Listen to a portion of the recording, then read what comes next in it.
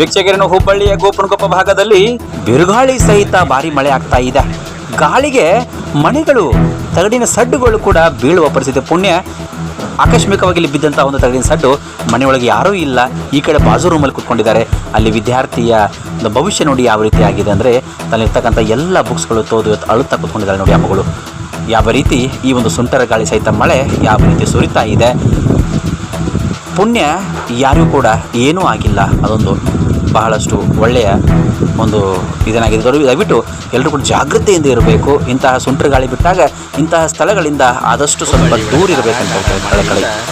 ಮಳೆ ಅಷ್ಟೇ ಆದರೆ ಏನು ಸಮಸ್ಯೆ ಆಗ್ತಾ ಇಲ್ಲ ನೋಡಿ. ಪಾಪ ದುಡಿದುಕೊಂಡು ತಿನ್ನುವಂತಹ ವ್ಯಕ್ತಿಗಳ ಇರ್ಲಿಕ್ಕಂತೆ ಒಂದು ಮನೆಗಳು ಹಾಕಿಕೊಂಡ್ರು ಕೂಡ ಈ ಒಂದು ಸುಂಟರ ಗಾಳಿ, ಈ ಒಂದು ಮಳೆಯ ಗಾಳಿ ಯಾವ ರೀತಿ ಅಂದರೆ ಒಳಗಡೆ ಕೂತುಕೊಂಡಂತಹ ವ್ಯಕ್ತಿಗಳ ಮೇಲೆ ಬೀಳಬೇಕು, ಆ ರೀತಿ ಆಗಿದೆ ನೋಡಿ ಯಾವ ರೀತಿ ಆಗಿದೆ.